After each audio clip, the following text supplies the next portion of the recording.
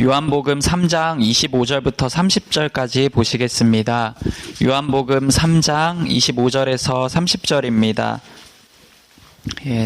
찾으시는 동안 설교는 하겠습니다. 여러분, 어떻게 하나님의 영으로 인도함을 받는가라는 케네스 해긴 목사님 책이 있습니다. 아주 탁월한 책인데요. 하나님께서 우리를 인도하시는 첫 번째 방법이 이제 거기서 나온 곳에 가면 하나님의 말씀입니다. 성경 말씀. 그래서 기록된 하나님의 말씀을 이제 기본으로 삼아서 사는 것. 이게 다른 어떤 것과도 비교할 수 없는 최우선순위다. 이제 그것을 강조하고 있어요. 그래서 성경에 없는 것을 자신이 깨닫거나 아니면 성경에 없는 내용을 자신이 계시로 받았다. 이런 것은 모두 이제 잘못된 것이에요. 성경을 뛰어넘는 계시는 사람이 받을 수가 없죠. 근데 이렇게만 말씀드리면, 하나님의 말씀이 최고로 중요하다. 그렇게만 말씀드리면 많은 분들이 이제 그 중요성을 좀 놓치는 경우가 많습니다. 실제 삶에 어떻게 적용해야 되는지를 놓치게 되는 때가 많아요. 그래서 오늘 저의 경험을 가지고 이제 말씀이 최우선으로 중요하다는 게 실질적으로 삶에서 하나님의 인도를 받을 때 어떻게 적용되는지에 대해서 나누려고 합니다.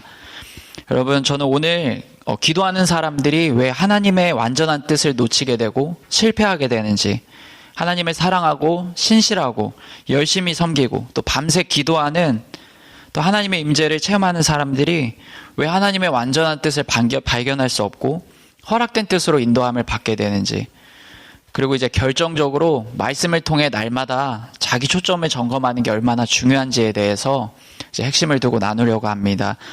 우리가 본문을 읽기 전에요, 제가 본문에 대한 설명을 해드리려고 그래요. 본문에서 세례 요한의 제자들이 유대인들과 논쟁을 합니다. 아마도 그때 유대인들로부터 세례 요한의 영향력이 이제 이전과 같지 않고 소위 말하는 이제 세례 요한도 태물이다, 이제 한물 같다, 그런 비아냥을 들은 것 같아요. 그러다 보니까 26절에 그 제자들이 세례 요한에게 가서 이제 말을 합니다. 선생님께서 세례를 베푼, 어떻게 보면 후배잖아요. 이 사람들 입장에서 후배인데 그 새까맣게 어린 후배가 선생님이 세례를 베풀어서 그렇게 세워졌는데, 그런 예수라는 자에게 제자들이 다 떠나가고 있습니다. 선생님이 나서서 막지 않으면, 이게 더 이상 늦으면 이제 선생님의 사역과 입지가 이제 무너져 버리고 회복할 수 없는 지경이다, 이렇게 말을 전하는 거예요. 근데 그 세례 요한은 그 제자들의 말을 듣고 오히려 매우 기뻐했어요. 이제 그런 내용인데요. 우리 한번 다 같이 25절부터 30절까지 우리 빠르게 읽겠습니다. 시작. 이에 요한의 제자 중에서 한 유대인과 더불어 정결 예식에 대하여 변론이 되었더니 그들이 요한에게 가서 이르되 랍비여, 선생님과 함께 요단강 저편에 있던 이 곧 선생님이 증언하시던 이가 세례를 베풀매 사람이 다 그에게로 가더이다. 요한이 대답하여 이르되 만일 하늘에서 주신 바 아니면 사람이 아무것도 받을 수 없느니라. 내가 말한 바 나는 그리스도가 아니요 그의 앞에 보내심을 받은 자라고 한 것을 증언할 자는 너희니라. 신부를 취하는 자는 신랑이나 서서 신랑의 음성을 듣는 친구가 크게 기뻐하나니 나는 이러한 기쁨으로 충만하였노라. 그는 흥하여야 하겠고 나는 쇠하여야 하리라 하니라. 아멘. 여러분, 29절과 30절 말씀이 참 중요합니다.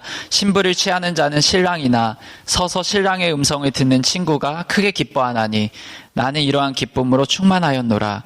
그는 흥하여야 하겠고 나는 쇠하여야 하리라. 예수님께서 29절과 30절 세례 요한의 고백을 통해서 저에게 겸손에 대해서 매우 강조하셨어요. 저희 개인적으로 이게 반드시 네가 죽을 때까지 지켜야 될 겸손이다. 그러면서 핵심이 뭐냐면 사람들을 너에게로 인도하지 말고 예수님께로 인도해야 된다. 그걸 놓치면 사역자로서는 끝이다, 그냥. 하나님의 관점을 봤을 때 그 사람은 사역자로서 끝난 거다. 이런 말씀을 해주셨어요. 제가 좀 더 풀어서 말씀을 드리면 주님께서 정말 저에게 강조해서 자주 이렇게 말씀하셨습니다.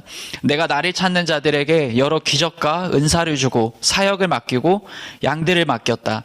그들을 사람들 앞에 높여주었고 사람들이 봤을 때 그들이 사람들 앞에 커 보이게 만들었다. 그러나 많은 자들이 영향력이 커질수록 사람들을 주님께로 인도하는 것이 아니라 자신에게로 인도하기 시작했다. 그들은 자신에게 임한 은혜와 은사들, 사역들에 사람들을 머물게 했고 예수님의 제자가 아닌 자기의 추종자들로, 자기의 지지자들로 만들었다. 그들은 신부들을 신랑 되신 예수님께 중매하지 않고 신부를 탐하기 시작했다. 그들은 내가 준 것들을 마치 자신의 것이냐, 자기 경건과 능력인 것 마냥 여기기 시작한 것이다. 이 은밀한 범죄는 사람들 눈에는 잘 드러나지 않았다. 왜냐하면 내가 그들에게 준 것을 통해 영혼들이 실제로 유익을 얻고 어느 정도 성장했기 때문이다. 그러나 그들 다수는 그 사역자만큼만 성장했고 그 사역자만큼만 변화됐다. 그 사역자가 어느 순간부터 하나님께로 사람들을 보내는 것이 아니라 자신에게로 인도하면서 자기 영성에 묶어두었기 때문이다. 자기에게로 인도한 영혼들은 성장이 멈춰버렸다. 고린도후서 11장 2절에 이런 말씀이 있습니다. 내가 하나님의 열심으로 너희를 위하여 열심을 내노니 내가 너희를 정결한 처녀로 한 남편인 그리스도께 드리려고 중매함이로다. 주님께서 계속해서 이렇게 말씀하셨어요. 위대한 사도 바울도 사람들을 예수님께로 인도하기 위해 열심이었다. 네가 끝까지 지켜야 할 겸손은 네가 아무것도 아님을 아는 것이다. 그래서 너에게 주어진 하나님의 은혜가 아무리 크고 놀라워도 여전히 너는 아무것도 아니기에 내게로 사람을 인도하는 게 아니라 모든 은혜의 목적이신 예수님께로 사람들을 인도해야 한다. 아무것도 아닌 자신에게 사람들을 매이게 하는 것은 영혼들을 기만하고 속이고 흠씨는 사단과 같은 것이고 타락이며 하나님을 배반하는 것임을 기억해야 한다. 내가 은혜로 준 것들이 너를 위한 것이 아니라 예수님을 위한 것임을 알고 사람들을 너에게로 인도하지 말고 주님께로 인도해라. 이것이 실패하면 그 사역자의 생명은 끝난 것이다. 네가 이 일에 충성되면 사람들이 너의 영성을 초월해서 자라날 것이고 너의 사역에서 너보다 천국에서 큰 자들이 나타날 것이고 하나님께 기쁨이 될 것이다. 이게 주님께서 오늘 우리 본문 말씀을 가지고 저희가 대학교 1학년 때부터 여러 번 강조해서 말씀하신 거예요. 여러분, 우리가 인생에서 중요한 결정을 내려야 될 때가 있습니다. 그럴 때 우리가 하나님의 영으로 인도함을 받아야 돼요. 근데 그럴 때 가장 큰 우선순위가 있습니다. 무엇과도 바꿀 수 없는 제일 중요한 우선순위가 있어요. 그게 바로 뭐냐면 성경 말씀, 진리예요. 하나님의 말씀입니다. 여러분, 이제 제 얘기를 해드리려고 그래요. 제가 여러 해저에 몇 년 전인지는 잘 몰라요. 그 연도를 따져보지 않아가지고 여러 해 전에 한 여성분을 알게 됐어요. 그분이 휴직 중이었는데 신앙에 불이 붙어 있는 상태였습니다. 저는 하나님으로부터 이제 그분이 성장하도록 도와주라는 감동을 받았어요. 그래서 정기적으로 만나게 됐습니다. 근데 그분이 이제 길을 가면 사람들이 쳐다볼 정도로 예쁜 분이었어요. 직장도 좋았고 또 저 이렇게 만나서 얘기하고 계속 만나보니까 저와 여러 가지로 되게 잘 맞았습니다. 그리고 또 서로 호감도 있고 제가 나누는 것들을 그분이 잘 소화하고 흡수했어요. 그렇게 해서 계속해서 정기적으로 만나게 됐습니다. 근데 문제가 생겼어요. 제가 그 사람을 만나면 이렇게 영적인 걸 나누다 보면 제 안에서 이제 욕심이 느껴지는 거예요. 그게 뭐냐면 내가 나누는 영적인 것들이 상대방한테 매력으로 다가간다는 게 느껴지는 거예요. 그러다 보니까 제가 그걸 느끼고 이것을 통해서 나를 어필하기 위해서, 나를 이성적인 매력을 더 어필하기 위해서 하나님께 받은 것들을 사용하고 싶어하는 그런 동기들을 제 마음속에서 느끼게 됐습니다. 그러니까 하나님께 받은 걸 나눔으로써 상대방의 마음을 사려는, 상대방을 나에게로 어느 정도는 이끌게 만들려는 그런 욕심을 느낀 거예요. 근데 상대방이 영적으로 어린 상태였기 때문에 그분이 이런 것을 분별할 수는 없는 그런 상태였습니다. 그래서 그분이 영적으로 받는 은혜를 저에 대한 이성적인 매력으로 이제 착각하는 거. 예. 그거를 혼동하지 않도록 제가 구분을 지어야 하는데 그런 거에 대해서 이제 저한테 영적인 경고등이 들어오는 거예요. 하나님의 말씀이 제 안에서 이게 빨간불이 켜지는 거예요. 그거 아니다. 그거 조심해야 된다. 예. 너 지금 네 욕심을 위해서, 네 정욕을 위해서 하나님께 받은 걸 네가 그걸 계속 사용하려고 하는 그 욕심이 있는데 그거에 대해서 경고등이 계속 들어오는 거예요. 그런데 너무 마음에 들어요. 네? 그래서 그런 마음들, 그 욕심들이 계속해서 커져가는 겁니다. 근데 제가 어느 순간 제가 느끼기에 이 관계를 이제 본격적으로 시작할지 아니면 더 깊게 만들지 말아야 될지 이제 제가 결정을 내려야 될 때가 왔어요. 네? 여성분의 마음은 확고해요. 여성분의 마음은 일제감치. 그런데 이제 제가 그거를 결정을 내려야 됐어요. 제 생각에 상대방이 너무 마음에 들어요. 그리고 또 서로 좋아하고 이렇게 괜찮은 사람을 그냥 보내면 안 될 것 같은데, 그래서 하나님께 기도를 해야 되잖아요. 근데 저한테 당시 문제가 뭐였냐면 하나님께서 저한테 연애하지 말라고 하셨기 때문에 크게 발목을 잡는 거예요. 또 발목을 잡네 이러면서. 네? 그래서 주님께 기도했습니다. 하나님, 제가 이 사람 만나고 싶은데 주님 어떻게 생각하세요? 이렇게 기도하는 거예요. 근데 기도하는데 어느 순간 제 안에서 서름이 막 밀려오는 거예요. 네? 막 눈물이 엄청 나기 시작했습니다. 도대체 내가 왜 이렇게 살아야 하는가? 네? 도대체 왜 나는 내가 원하는 걸 할 수 없고 이게 도대체 무슨 의미가 있는 거냐? 네? 그리고 갑자기 제 서름에 이 원망과 불평과 저의 이 서름과 성질이 나면서 막 엉엉 울기 시작했어요. 오랫동안 기도하다가 갑자기 눈물이 엄청 우는데, 제가 보통 이렇게 기도하다가 소리 내서 울고 그런 스타일은 아니거든요. 많이 우는 스타일은 아닌데, 콧물만 흘리는 스타일인데, 약간. 근데 제가 울기 시작했는데, 한 20초 정도 엄청 통감을 울었나? 제 눈앞에 너무나도 선명한 열린 환상이 보이는 거예요. 제가 울다 말고 너무 놀라서 울음이 딱 끊쳐졌어요. 네. 박 목사님 궁금하시죠? 이게 상도동에서 있을 때예요. 근데 첫 번째 열린 환상이 보는데, 첫 번째 장면에서 하나님께서 이제 그분의 영적인 상태를 보여주셨습니다. 그분의 영적 수준이 어려가지고 이제 하나님의 부르심에 동역할 수가 없는 상태였어요. 그러니까 제가 그걸 보고 어땠을까요? 화가 났어요. 도대체 지금까지 뭘 하면서 살았기에 영적으로 이렇게 준비가 안 된 거냐? 도대체 어떻게 신앙생활을 해왔기에 이렇게 하나님의 부르심에 이게 들어갔을 정도로, 시작하실 정도로 준비가 안 되고 이렇게 어린아이의 상태로 있는 거냐? 너무 상대방에 대해서 너무 실망스럽고 답답한 거예요. 그 사람의 인생에 대한 총체적인 하나님의 평가잖아요. 이렇게 성격도 괜찮고 학벌도 좋고 직장도 좋고 이렇게 예쁘고 교회에서도 이것저것 봉사하고 그런데 왜 의문이 드는 거예요. 도대체 뭐하고 살았냐 사람이. 무슨 헛짓거리를 하고 살았길래 하나님께 봤을 때 이만한 사람밖에 안 되냐. 그리고 너무 실망스럽고 답답했습니다. 그리고 너무 이렇게 어이가 없는 거예요. 그 사람의 그 영적인 그런 것에. 저는 단지 연애가 아니라 이제 결혼을 염두에 뒀기 때문에 이제 하나님의 부르심을 이루는데 걸림돌이 될 그분의 영적 수준에 굉장한 거부감이 들었어요. 왜냐하면 그만큼 저는 인생에서 하나님의 부르심을 이루는 거, 그거 굉장히 중요하게 생각했습니다. 우리가 처음 예수님을 믿으면 제일 중요한 게 뭐냐면 내가 왜 사는가요? 내가 왜 존재하는가? 내가 하나님을 위해서 사는구나. 하나님을 위해서 존재하는구나. 그게 해결이 되면 그 다음으로 중요한 건 뭐냐면 우리가 이 땅에서 무엇을 해야 하는가요? 어떻게 살아가야 하는가? 그것에 대한 해답이 뭐냐면 나를 향한 하나님의 부르심을 이뤄야 된다라는 거예요. 이 땅에 나를 보내시고 나를 통해서 하나님께서 이 땅에 이루시기 원하는 것을 이뤄야 한다라는 거예요. 사람마다 다 그런 게 있습니다. 만약에 한 사람이 모든 것을 다 할 수 있었으면 하나님이 에녹을 데려갈 필요가 없어요. 지금 이 시간까지 그냥 살려두면 돼요. 바울도 데려갈 필요가 없어요. 모세도 데려갈 필요가 없어요. 너네가 다 해먹어라 이렇게 하면 돼요. 근데 하나님은 그게 아니라는 거예요. 다 다니엘한테도 그러잖아요. 네가 수고했으니까 이제 쉬다가 마지막 때 상을 받아라. 너의 달력이 다 마쳤다 그러잖아요. 우리 모두 각 사람에게 하나님께서 주신 달려갈 길이 있어요. 그러니까 나는 그걸 보면서 내가 지금 연애도 안 하고 10몇 년 동안 이렇게 사는데 딱 한 사람이 무대에 이 여자를 딱 보니까 성질이 팍 나는 거예요. 이걸 어떻게 해? 그래서 한숨을 쉬는데 이 환상의 장면이 바뀌었습니다. 그때까지 계속 환상이 이렇게 떠 있는 거예요. 예식장 안에 제가 신랑의 모습으로 입장해서 서 있었습니다. 신부가 입장하는 순서고 문이 쫙 열리는 거예요. 근데 하나님께서 이분의 옷을 벗기시더니 새로운 옷으로 갈아입히시고 이분이 이제 신랑으로 신부로 신랑으로 입장하는데 신부로 입장을 하는 거예요. 그러니까 새로운 영적 상태로 바뀌어져 있는 거예요. 그래서 저는 이 환상을 통해서 지금 그녀의 영적 수준이, 영적인 상태가 너와 함께 부르심을 이뤄갈 수 있는 그런 게 아닌데 하나님의 뜻을 이루도록 협력할 수 있는 상태가 아니지만 후에는 내가 이 사람을 새 사람으로 만들어주겠다.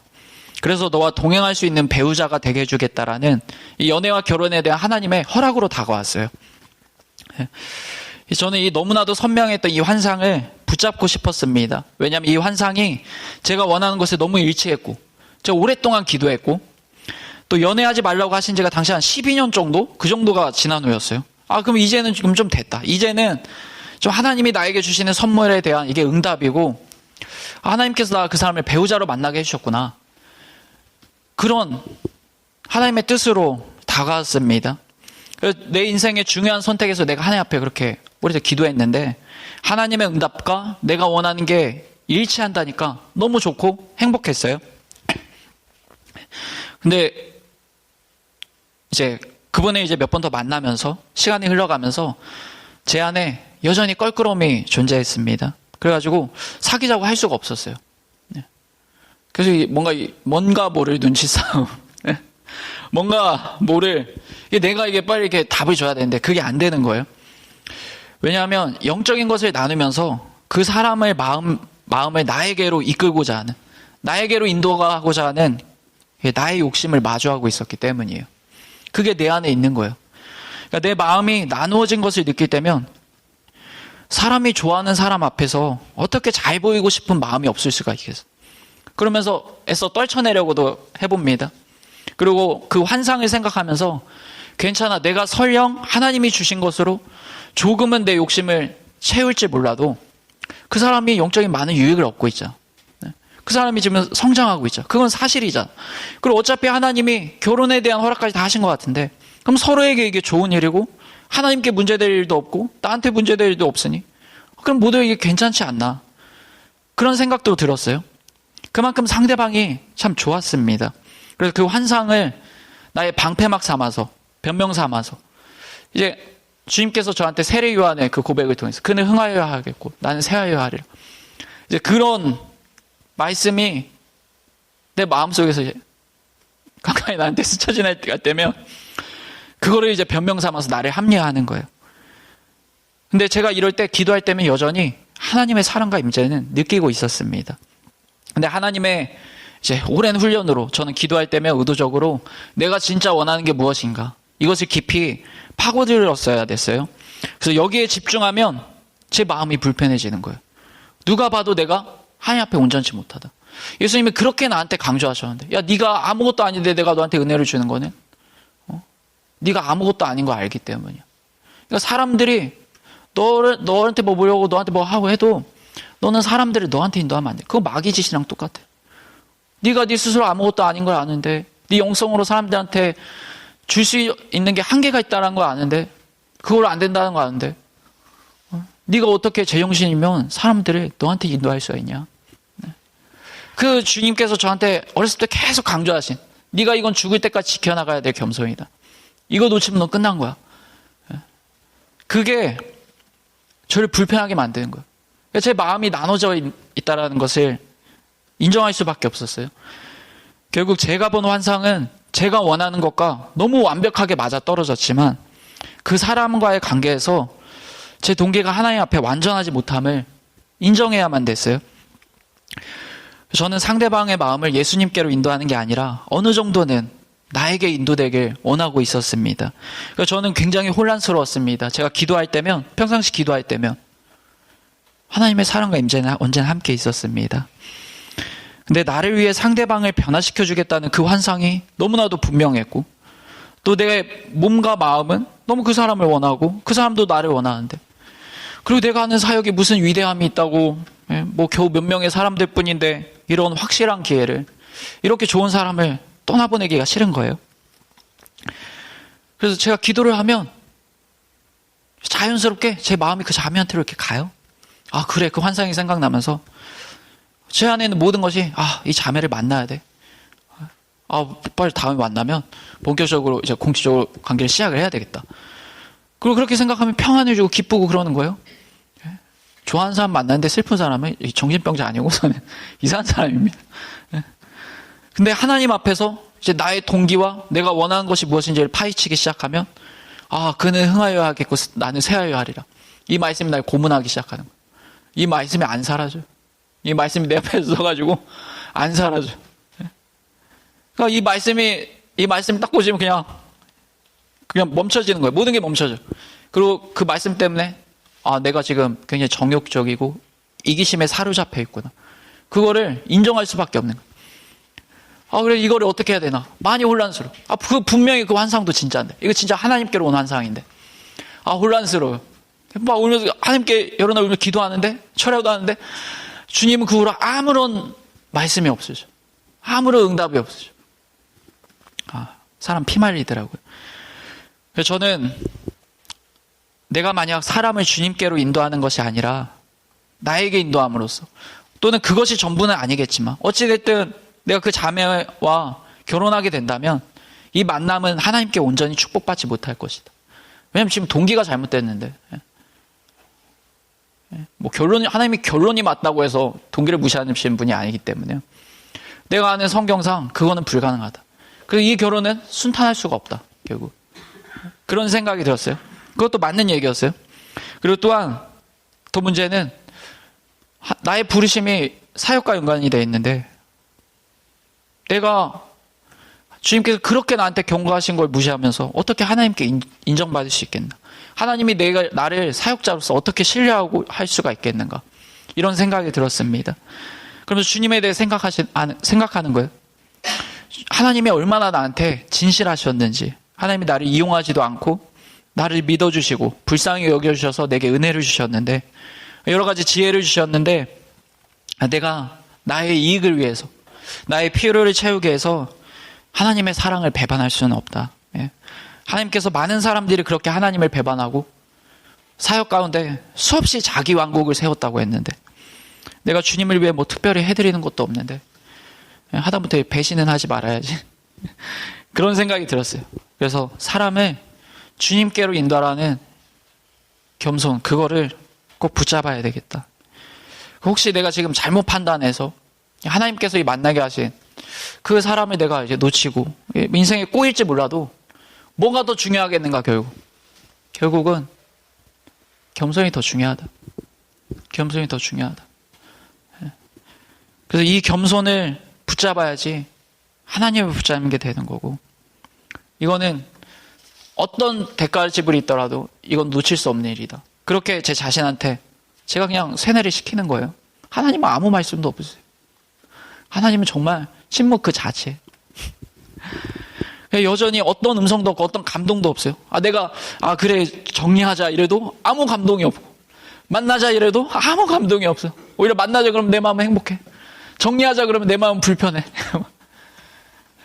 여러분, 이럴 때 어떻게 해야 되는 걸까요?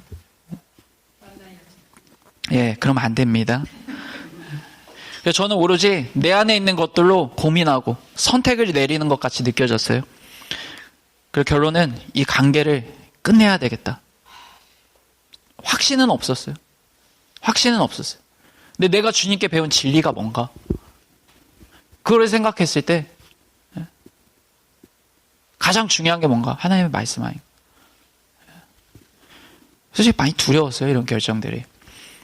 그래서 제가 주님께서 저한테 그렇게 많이 강조했던 거, 제가 이미 하나님의 말씀과 반대로 가기 시작했다는 걸 느꼈어요.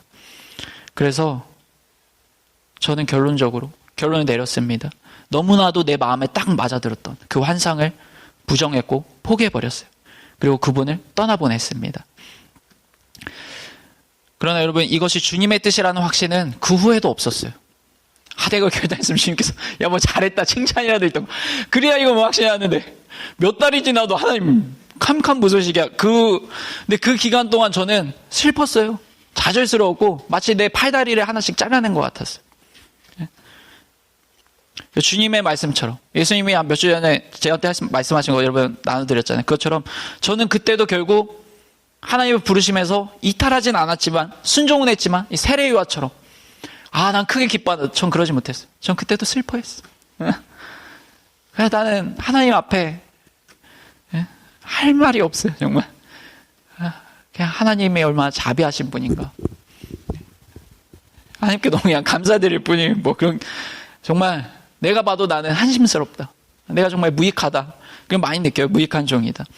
그리고 더 시간이 흘러서 어느 날 저한테 다윗과 사울의 이야기가 생각이 났습니다. 여러분, 사무엘상 24장 3절에서 6절인데요. 시간 관계상 제가 읽을게요.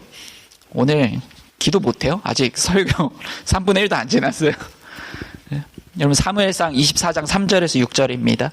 길가에 양의 우리에 이른즉 굴이 있는지라 사울이 뒤를 보러 들어가니라. 다윗과 그의 사람들이 그 굴 깊은 곳에 있더니 다윗의 사람들이 이르되 보소서 여호와께서 당신에게 이르시기를 내가 원수를 내 손에 넘기리니 내 생각에 좋은 대로 그에게 행하라 하시더니 이것이 그 날이니이다 하니 다윗이 일어나서 사울의 겉옷 자락을 가만히 베니라.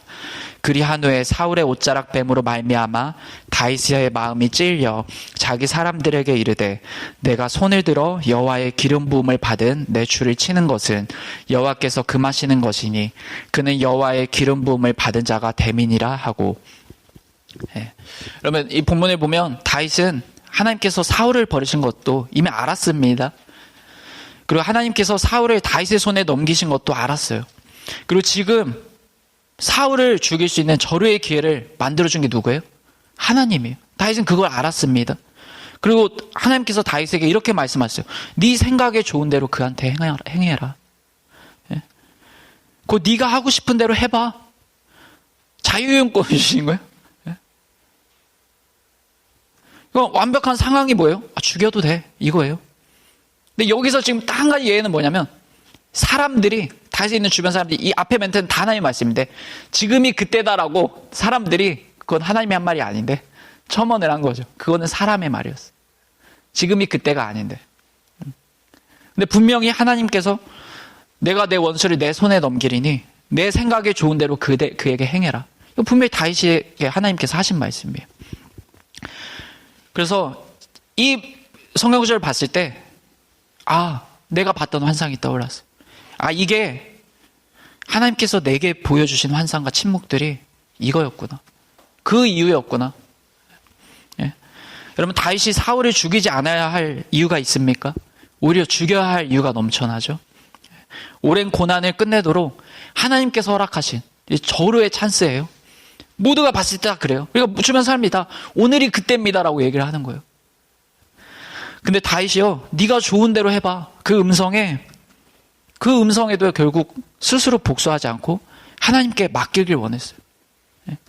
하나님이 세우셨던 자의 피를 자기 손에 묻히고 싶어 하지 않았습니다. 율법을 어기기 싫은 거예요. 그로 인해 자신이 계속 도망자 신세가 될지라도 그걸 알면서도 사울을 죽이지 않는 거예요. 그러니까 다윗이 사울을 살려주어서 그 대신 그의 옷자락만을 이렇게 잠잘 때 뱉습니다. 그러면서도 그 행동을 한 것 때문에 그걸 보면서 자기 안에 있는 복수심 때문에 그런 마음이 자기에게 있는 걸 발견하고 오히려 죄책감이 느꼈어요. 그러니까 다윗은 사울이 죽는 것이 하나님의 뜻이고 나의 손에 주거나 다른 사람의 손에 주거나 결과만 같으면 된다. 그렇게 여기지 않은 거예요. 그래서 다윗은 하나님께서 사울에 대해 죽일지 살릴지 무엇을 선택해야 되는지 마음대로 해라.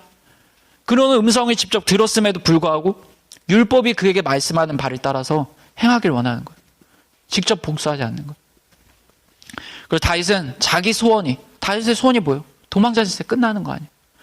그게 무너져 내릴지라도 자기 마음의 완전함에 따라서 하나님의 섬기기로 택한 거예요. 자기 스스로 그냥 그렇게 택한 거예요. 하나님께서 마음대로 해. 주변 사람들이 이때가 그때다. 죽입시다. 그래도 다윗이 하나님께 묻거나 뭘 보거나 그런 게 아니라 다윗이 다가가죠. 칼을 들고 다가가서 자기 마음의 완전함에 따라서 자기 스스로 자기 마음에 있는 대로 하나님께 어떻게 해야 할지를 자기가 선택을 한 거예요. 그게 바로 다시 사울을 살려주는 대신 더 이상 고난받고 싶지 않은 자신의 마음을 대신 죽이는 거예요. 자아를 부인하는 거예요. 사람 중에 고난받고 싶은 사람이 누가 있겠어요? 근데 다윗이 내가 고난을 받더라도 그래서 사울을 살려주게 될지라도 차라리 내 자아가 죽는 게 낫지. 그렇게 하나님 앞에 완전히 하나님을 섬기는 게 낫다. 그렇게 선택을 한 겁니다. 그리고 하나님이 자신의 손으로 직접 신원해 주시기를 고난을 감내하면서 기다리는 거예요. 다윗이라는 왕이 그렇게 탄생을 하는 거예요. 제가 이 구절을 봤을 때 그 여성분과 제가 본 환상이 생각이 났어요. 하나님께서 왜 그렇게 아무런 말도 안 하시는지 그것들이 이해가 되기 시작했어요. 제가 그때 내가 본 환상의 의미가 뭐였는지를 깨달았습니다. 주님은 저에게 그 자매의 현재가 이렇지만 네가 그 자매를 원하면 내가 그렇게 되도록 허락해 줄게. 내가 네 마음대로 해줄게. 네가 하고 싶은 대로 해봐라. 그거였던 거예요. 네. 그게 하나님의 완전한 뜻이 아닌 나의 뜻에 맞춘 하나님의 허락된 뜻이었어요. 그러니까 그 환상 자체가 나의 육신의 뜻이 반영된 그런 계시였던 거예요. 하나님이 그 환상을 통해서 진짜 내게 원하는 게 무엇인지 저를 달아보게 원하셨던 거예요. 내 욕심과 정욕이 확 무를 만한 그런 미끼를 던지신 거예요. 그러니까 주님을 추구하지 않아도 전혀 티가 나지 않을 만한 그런 은밀하게 자기를 추구할 수 있는 상황을 저한테 마주하게 하신 거예요. 근데 여러분, 제가 그 환상을 본 게 놀다 그런 거예요? 엄청 기도했어요. 엄청 기도했어요. 엄청 기도했어요. 엄청 고민했어요. 그러다가 너무 서러운 거야. 원망도 올라와. 그래가지고 막 울었어요. 하나님 왜 나만 가지고 그래요? 왜 그 환상이 보이는 거야? 얼마나 선명하게 보이냐면 그냥 환상이 떠 있어요. 막 내가 첫 번째 장면을 보고 엄청 화를 그래도 눈물이 쏙 들어갈 정도로 너무 놀라운 거예요. 여러분, 제 삶에 이런 일들이 여러 번 있었어요. 그래서 제가 주님께 답을 구할 때면 주님이 아무 말씀이 없이 침묵하시는 거예요. 제가 깨달은 것은, 제 인생을 통해 깨달은 것은 주님 항상 저한테 이렇게 말씀하시는 것 같았어요. 신명기 8장 2절에 이런 말씀이 있어요. 내 하나님 여호와께서 이 40년 동안에 내게 광야길을 걷게 하신 것을 기억하라. 이는 너를 낮추시며 너를 시험하사 내 마음이 어떠한지 그 명령을 지키는지 지키지 않는지 알려 하심이라. 주님께서 저한테 항상 이렇게 말씀한 거예요. 네가 원하는 게 뭐냐? 네 좋을 대로 해봐라. 네가 원하는 대로 해봐라. 네가 보기에 옳다고 생각되는 대로 해봐라. 네가 살고 싶은 삶을 선택해봐라. 그럼 내가 그 수준에 맞춰서 도와줄게. 그렇게 허락해줄게. 그렇게 인도해줄게. 여러분, 왜 기도하는 사람들이 하나님의 뜻을 분별하기가 어려울까요? 왜 기도하는 사람들이 그렇게 신실한데 밤새워 기도하고 그러는데 왜 하나님의 완전한 뜻이 아닌 허락된 뜻에 대한 계시들과 응답들을 받게 되는 걸까요? 다 이런 이유예요. 여러분, 신명기 8장 이후에 보면요, 주님이 너를 시험하사 네가 기도하는지 안 하는지 그런 말씀을 한 게 아니에요. 주님께서 뭐라 그러시냐면 너를 시험하사 네 마음이 어떠한지 그 명령을 지키는지 아니 지키는지. 그러니까 주님이 보시는 첫 번째 우선순위는 기도가 아니야. 네가 밤을 새워 기도하든 철야를 하든 금식하든 하나님이 너희한테 확인하고 싶은 거는 네가 기도의 사람이냐 그게 아니라는 거예요. 그러니까 기도하는 사람들이 이걸 놓치는 거예요. 기도는 기도의 영역이 있을 뿐인데, 기도는 기도의 영역이 있을 뿐이에요. 하나님께서 사람을 봤을 때 사람이 제대로 신앙의 뿌리를 내리는 거는 기도의 사람이 된다 그게 아니에요. 말씀의 뿌리를 내리는 거예요. 진리의 뿌리를 내리는 거예요. 네 마음에 뭐가 있냐? 네 마음에 하나님의 말씀을 두었냐? 네가 진리의 뿌리를 내리냐? 그래서 네가 그 명령을 지키냐 안 지키냐? 그거를 보기 원하신다라는 거예요. 근데 이게 최우선순위예요. 그래서 하나님의 영으로 인도함을 받을 때 가장 중요한 우선순위가 뭐냐? 기도하는 것도 아니다. 말씀이다. 말씀. 근데 그렇게만 얘기하면 못 알아들으니까 제 경험을 말씀을 드리는 거예요. 거기서 말씀이 중요하다는 게 뭐냐면 당연히 하나님의 말씀에 기록된 것들 벗어나지 말아야죠. 근데 그 말씀이 우리 마음 안에서 진짜 최우선순위냐? 네가 원하는 건 진리냐? 진리에 따라서 하는 거냐? 하나님을 사랑하는 거냐? 이웃을 사랑하고 원수까지 사랑하는 거냐? 아니면 그냥 너를 기쁘게 하는 거냐? 하나님 반, 너 반 이런 거냐? 주님은 그걸 보기 원하신다는 거예요. 그래서 하나님께서 저를 내버려 두시는 거예요. 내가 그렇게 기도하는데 내버려 두시는 거예요. 그러면서 때로는 내 마음속에 숨은 욕심과 탐심과 정욕과 그런 것들, 나의 자아, 그런 것들로부터 끌리는 아주 그냥 물기 딱 좋은 그 미끼들, 그것들을 통해서 그런 것들을 나한테 접하게 하시고 그런 상황 속에 나를 밀어넣으시면서 하나님 앞에 내가 어떤 사람인지를 보고 싶다라는 거예요. 넌 진짜 어떤 사람인지 내가 한 번 더 봐야 되겠다. 그래서 네가 진짜 마음이 낮아져서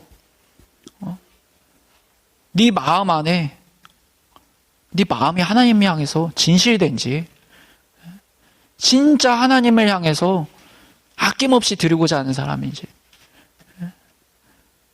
그 말씀을 다 지켜 행하고 싶은 사람인지, 그거를 한번 보자. 그러는 거예요. 하나님 내가 기도하든 말든 관심이 없어요. 그래서 저는 여러분, 하나님께서는 중요한 선택마다 제가 열심히 기도하고 하나님의 뜻을 구했는데 아무 말씀 안 하실 때가 많은 거예요. 그럴 때면 저는 자주 답답했어요. 왜 이렇게 쉽게 되는 게 하나도 없냐? 왜 이렇게 하나님을 따라 산다는 게 어려운 일이냐? 남들에겐 당연한 것들이 왜 이렇게 나한테 어렵게만 다가오는 거냐? 기도하면 하나님의 뜻을 알 수 있다는데 진짜 내가 누구보다 더 많이 기도하는 것 같은데 난 이게 왜 모르겠냐? 너무 답답한 거예요. 너무 답답해. 그럼 제가 알게 된 건요, 기도는 그냥 거룩의 수단이라는 거예요. 하나님이 진짜 원하는 거는 단순히 기도하면서 하나님의 사랑을 느끼고 평안을 느끼고 그것 때문에 행복해하고 단순히 그런 게 아니라는 거예요. 그런 거 아니다. 그런 거 아니야. 그런 게 아니라 하나님께서 기도 가운데 나한테 진짜 원하는 건 뭐냐면 네가 너의 마음에 하나님의 말씀을 최고 높은 자리에 두기 위해서 네가 산제사로 드려져야 돼. 세상을 따라 살지 말라. 그게 그런 얘기 아니에요. 네 안에 있는 세상을 사랑하는 마음, 정욕들, 음란, 탐심, 이기심, 자기 왕국을 세우려는 거, 돈을 사랑하는 마음, 그런 거 다 네가 올려. 네가 하고 싶은 거, 꿈꾸는 거, 원하는 거, 누리고 싶은 거, 쾌락, 안락, 편안함, 보장된 미래, 그런 거 다 내려놓고 그것보다도 더 네가 진짜 하나님의 말씀을 네 안에 두고 진리를 너무나게 소중하게 생각해서 하나님을 사랑하기 때문에 하나님의 진리를 너무 소중하게 생각해서 하나님의 뜻을 너무 소중하게 생각해서 너를 산제사로 드릴 수 있냐? 그거를 요구를 하시는 거예요. 그러니까 기도로 자아의 죽음을 이루라는 거예요. 그게 아니면 아무 필요 없다. 나는 네가 아무리 기도하는 거 의미가 없어. 어떤 은사가 나타나도 나는 너를 인정할 수가 없어. 그러니까 하나님께서는 제가 유행이 아니라 진짜 하나님을 추구하는 사람이 되길 원하신 거예요. 그래서 진짜 내 마음에 원하는 게 뭔지, 내가 정말 원하고 소원하고 이루고 싶은 거, 가지고 싶은 거. 근데 그것보다 중요한 게 하나님의 뜻대로 사는 건지. 네가 원하는 삶이 완전한 하나님의 뜻을, 어떤 고난과 희생과 대가지불이 필요하더라도 완전한 하나님의 뜻을 추구하고 싶은 건지, 아니면 육신적인 뜻이 섞인 거, 네 원함이 섞인 거, 네 뜻이 섞인 거, 그 섞여져 있는 허락된 뜻, 그게 몇 퍼센트 있는지는 모르지만 섞여져 있는 걸 원하는 거냐, 그거를 똑바로 하라는 거예요.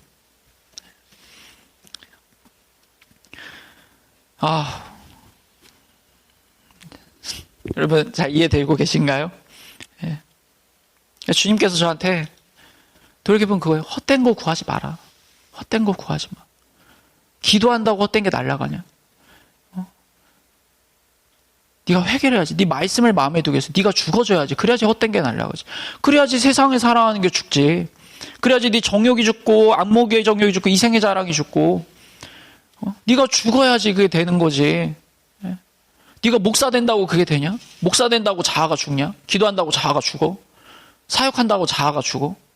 그러니까 내가 은사를 주고 은혜를 주고 사역을 주고 양들을 맡겼는데 다 자기 왕국이 생기고 결국엔 어느 순간이 되면 사람들이 다 자기한테로 인도하고.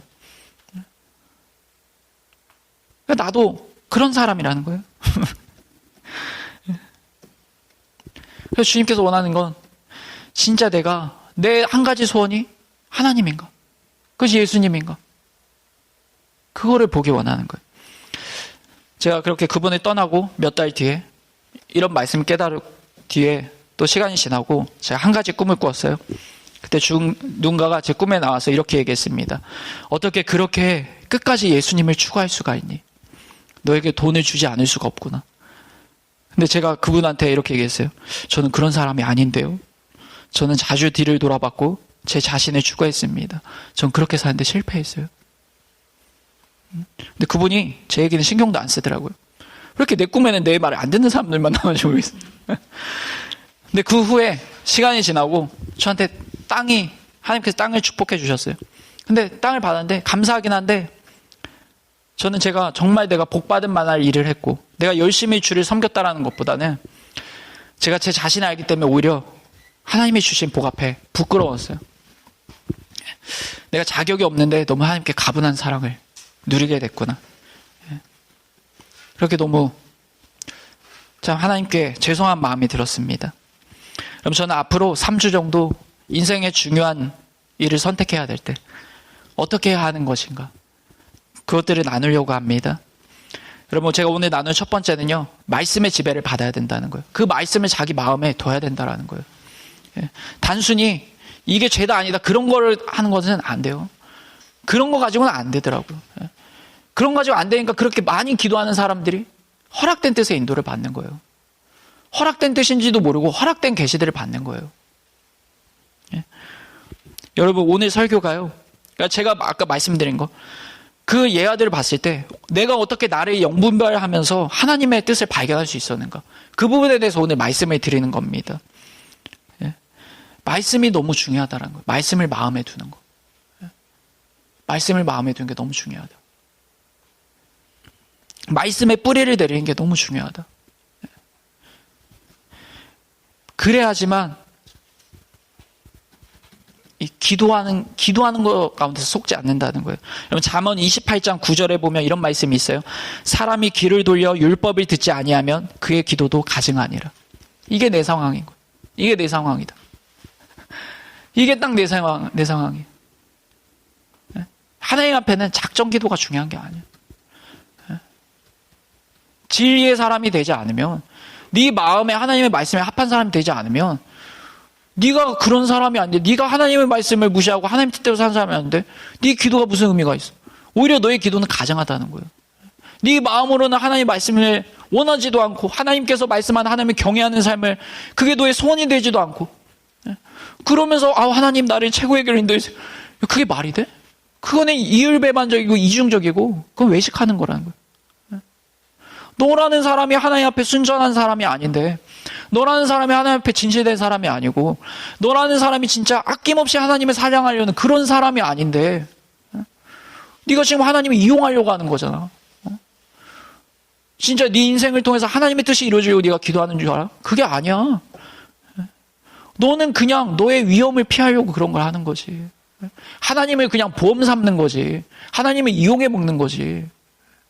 너라는 사람 자체가 마음이 이미 하나님 앞에 변질되어 있고 가증되어 있고 악하다라는 거예요. 그러니까 네가 하는 마음에서 나오고 생각에서 나오는 그 기도, 당연히 그거 다 가증하다는 거예요.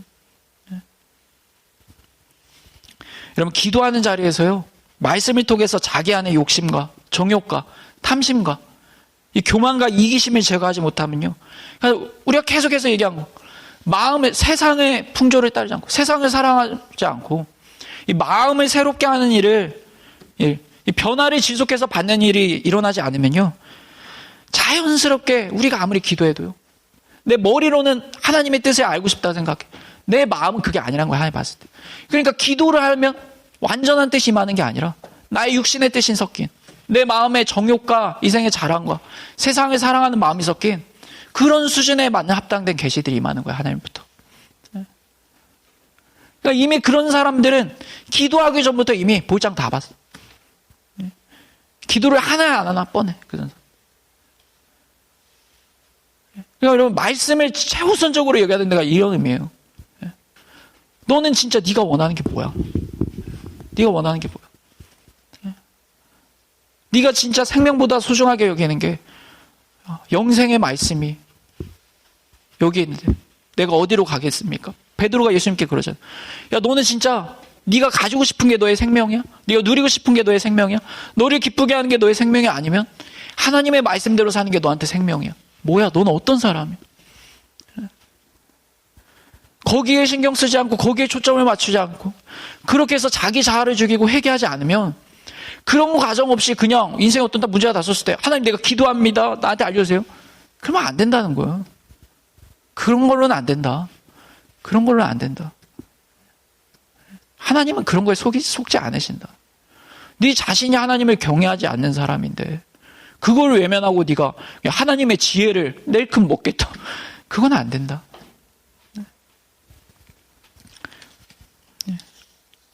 그래서 여러분, 자아가 죽지 않으면, 말씀을 통해서 자아가 죽지 않고 진리의 뿌리를 내리지 않으면, 그 마음에 하나님의 말씀이 두지 않으면 누구도 예외가 아니다. 기도 가운데 다 속는다. 교회에서 기도하든 뭐 절에서 기도하든 다 상관없어. 그냥 다 속는다. 방언으로 기도, 그대로 상관없어. 상관없어.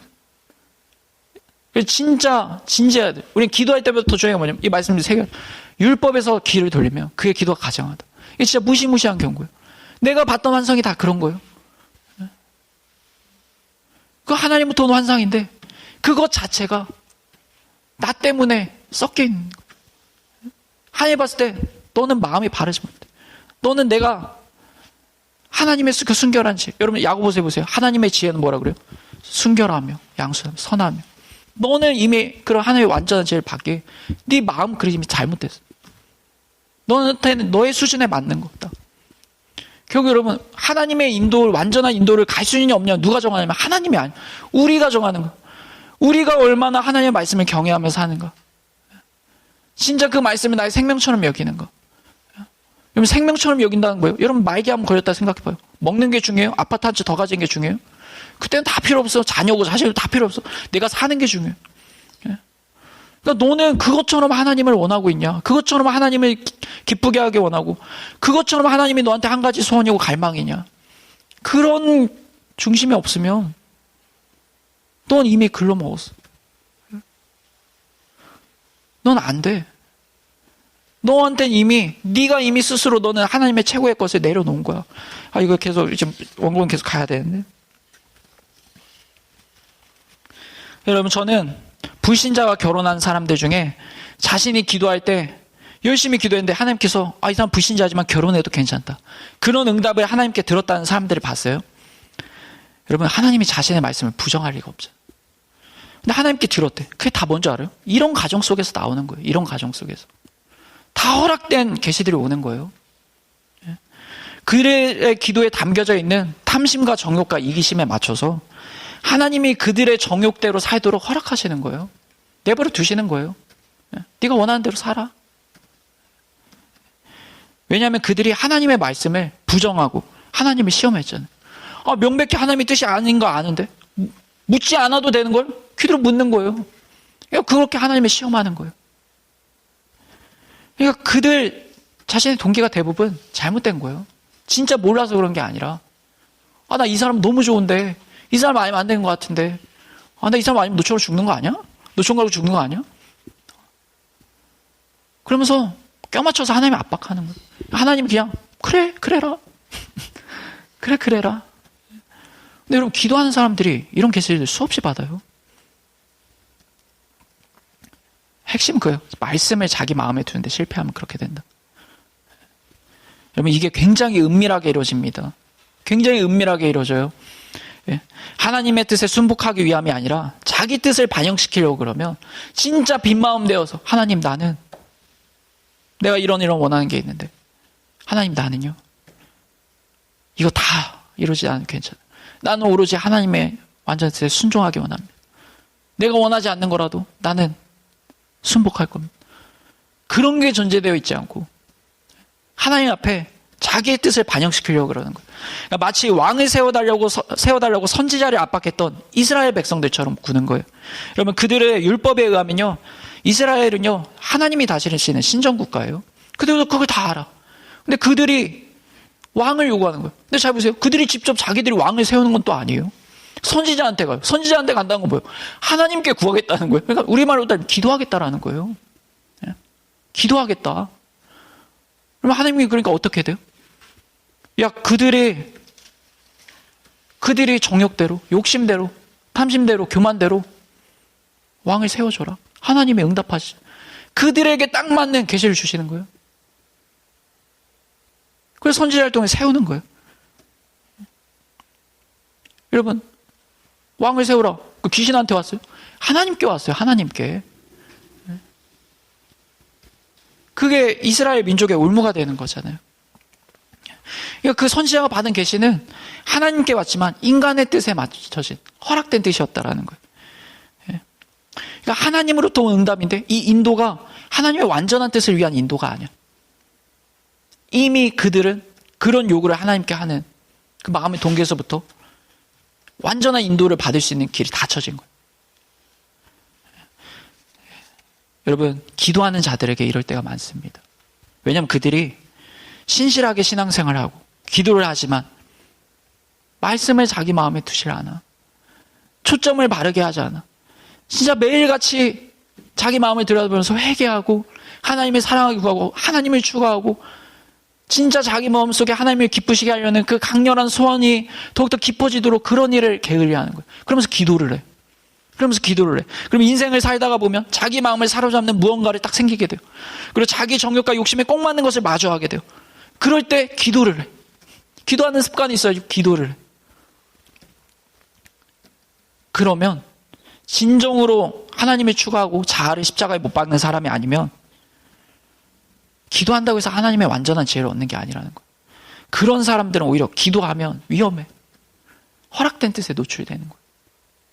그게 위험하다. 여러분, 이 일은요, 발람 선지자를 통해서도 알 수 있습니다. 발람 선지자는요, 참된 선지자였어요. 처음에 그는 이스라엘을 저주하지 말라는 계시를 받았습니다. 동조하지 마라. 그런 계시를 받았어요. 근데 그 이후에 그가 받은 계시들은 뭐예요? 따라가지 말라는데 따라가라. 가나 내려라. 바뀌어. 왜 바뀌느냐? 이 참된 선지자 안에가 돈을 보고 탐심이 들어온 거예요. 근데 그 탐심을 버리지 않아. 탐심이 들어오면서 탐심을 버리라는 게 하나님의 말씀 아니에요? 깨끗한 손으로 살라. 그 하나님의 말씀 아니에요? 근데 탐심을 가져요. 그러니까 영적으로 혼탁해지는 거예요. 그때부터 이미 하나님의 완전한 뜻을 분별한 게 안 돼. 그때부터 이 참된 선지자는 기도도 제사 지내잖아요. 기도하고 예배 드려요. 은사가 나타나요. 하나님의 음성을 들어요. 하나님을 대면해요. 근데 그가 받는 계시들은 뭐예요? 하나님의 완전한 뜻이 아니에요. 다 허락된 뜻. 이 선지자한테 유익한 계시들이 아니에요. 이 선지자의 영혼에 빵조가 되는 계시들이에요. 근데 그게 누구한테 와요? 귀신한테 와요? 하나님부터 오는 거예요. 하나님한테. 하나님이 너의 그 정욕대로 내버려 두는 거예요. 네 수준에 맞게 그래 네가 원하는 대로 해봐. 네가 이런 거 원해? 네가 세상을 사랑해? 근데 나한테 구해? 네가 세상을 사랑하는 수준대로 허락해 줄게. 그렇게 살아봐. 네가 책임져. 그리고 마지막에 이 사람이 최고 뭐라 그래요? 신약에서 발람 선지자 뭐라 그래요? 이 미친 선지자, 거짓 선지자로 전락하자. 여러분, 중요한 건요, 그가 기도했다, 하나님께 물었다, 이게 아니라는 거예요. 그가 예배 드렸고 제사 드렸고 여전히 은사가 역사했고 하나님의 초자연적인 음성을 들었고 하나님의 임재를 대면했지만 그렇게 해서 그에게 받은 게 절대 선하고 유익한 게 아니었다. 완전한 거 아니었다. 그거는. 여러분, 그가 경험한 하나님의 인도는 인간의 수준에 맞춘 거예요. 인간의 수준에 맞춰. 여러분, 자기 마음에서 이렇게 진리의 우선순위가 떨어지게 되면요, 그리고 탐심에 끌리고 정욕에 끌리고 세상을 사랑하는 것에 자기 마음을 빼앗기게 되면요, 마치 양심 역사하는 사람이 영적인 음성이 듣는 것과 같이 돼요. 무분별해져. 근데 문제는 그게 하나님으로부터 온다는 거예요. 그러니까 여러분, 우리 한번 진짜 생각해 봐야 돼요. 왜 이렇게 하나님께서 그렇게 되실까? 하나님의 말씀이 제일 중요한 거예요. 하나님께는 기도한다가 아니에요. 네 마음이 어떠한지, 그 말씀이 지키는지 안 지키는지 알려 하는. 그것 때문에, 그 한 가지 때문에 40년을 뺑뺑이 돌렸어요. 하나님께는 어떤 은사가 나타난다, 기적이 나타난다, 막 능력이 나타난다, 교회가 부흥한다 안 한다, 이 목사가 말씀에 은혜로부터 아니다, 막 그런 게 아니에요. 그런 게 아니에요. 하나님은 사람을 봤을 때 이 사람이 진짜 나의 말을 자기 마음에 두었는가. 하나님은 그걸 가지고 저가 나를 경외하고 저가 나를 사랑한다, 이렇게 평가하시는 거예요. 신앙생활이 진리에 뿌리 내리지 않으면 그건 싹이 노란 거예요. 그렇게 해서 자라고 열매 맺힌다? 그럼 뿌리가 없는데 열매가 맺히면 뭐가 어떻게 돼요? 그게 무슨 열매지? 그냥 다, 그런 거 다 일회용이에요. 일회용. 오래 갈 수가 없어. 오래 갈 수가 없는 거예요. 그러니까 하나님은 그런 걸 악하게 보시는 거예요. 말씀으로 자식이 변화되는데 관심이 안 두고 하나님의 말씀을 사모하는 마음이 없고, 그런 사람들을 하나님은 멸시하시는 거예요.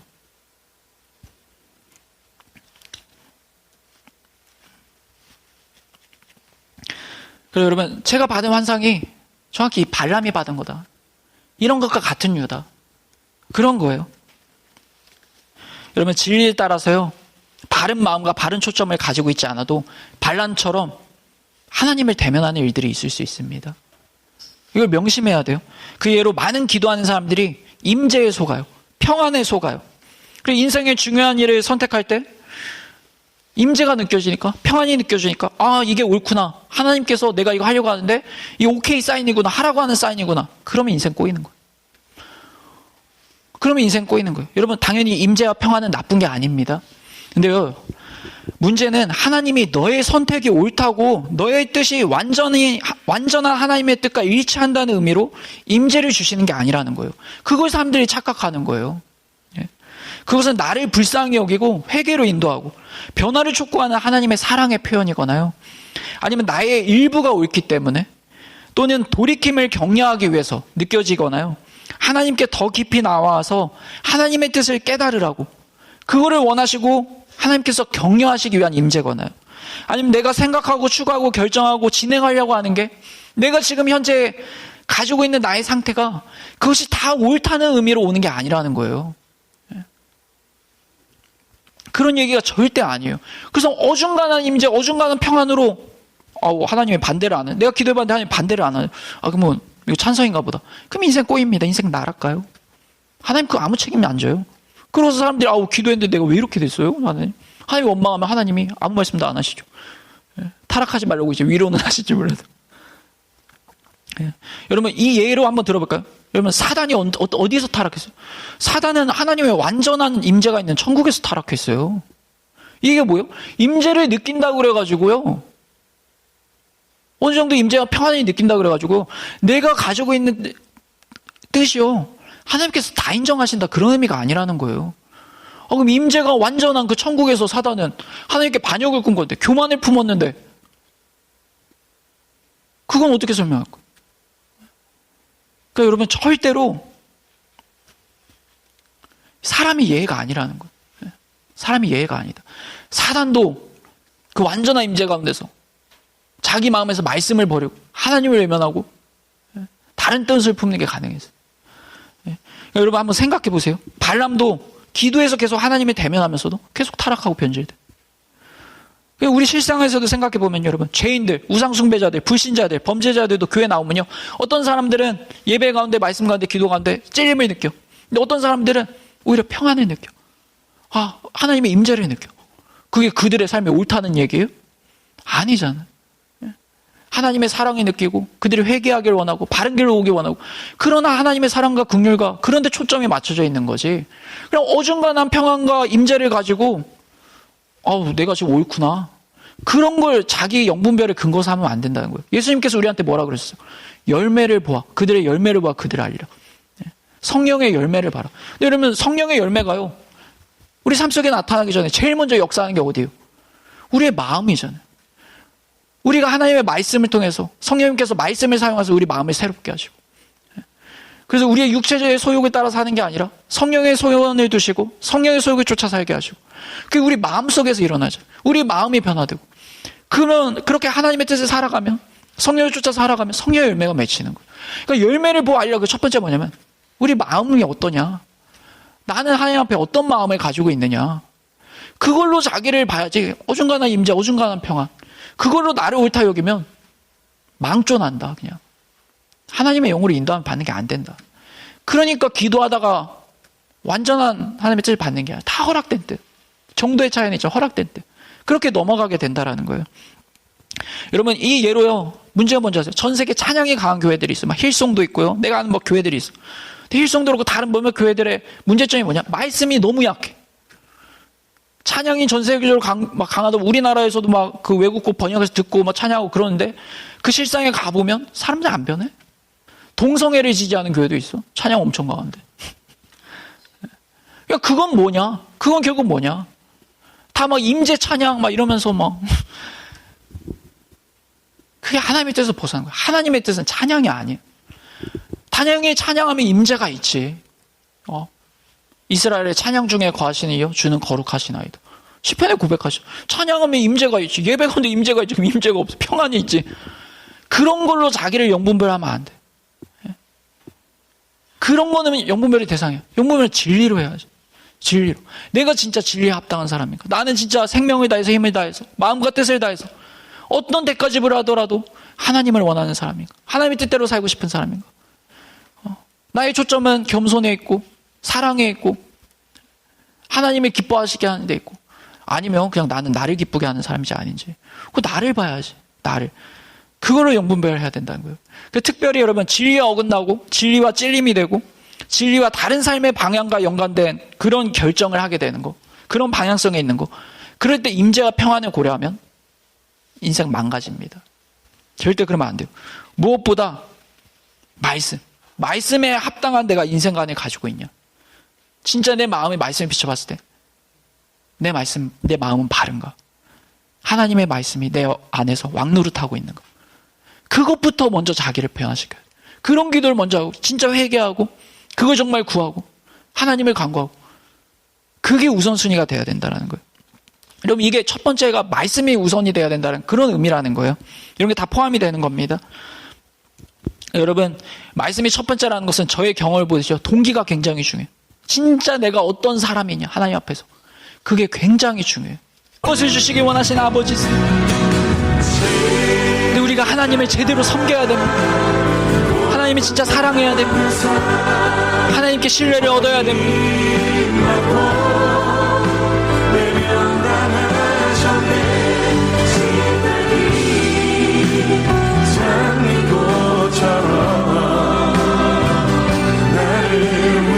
하나님, 나는 하나님 앞에 어떤 사람입니까? 나는 주님이 말씀하실 때 자유롭게 말할 수 있는, 제대로 들을 수 있는 사람입니까? 아니면 나의 정욕과 이기심과 교만과 나의 혈기와 나의 고집과 나의 지혜 때문에 하나님의 음성이 가려지고 왜곡되고 걸러지는 사람입니까? 주님, 나는 어떤 사람입니까? 나는 제대로 들을 수 있는 사람인지, 나는 하나님의 마음 편히 있는 그대로 친구 삼아서, 하나님의 친구 삼아서 내가 하려던 일을 너에게 얘기하지 않겠는가? 나는 그런 하나님의 친구인지. 하나님, 우리 너무 부족하고 하나님, 우리로는 어떻게 할 수 없습니다. 내 안에 하나님이 없다는 거 알면서 나는 내 자신을 어떻게 할 수 없습니다. 하나님, 오직 하나님만 바라봅니다. 오직 하나님만 바라봅니다. 오직 주님만 바라봅니다. 주님만 바라봅니다. 주님만 구합니다. 하나님, 우리를 나의 자아로부터 건져주시옵소서. 하나님, 우리를 나의 육신의 정욕, 이생의 자랑, 안목의 정욕으로부터 건져주시옵소서. 그래서 주님 앞에 서게 하여 주시옵소서.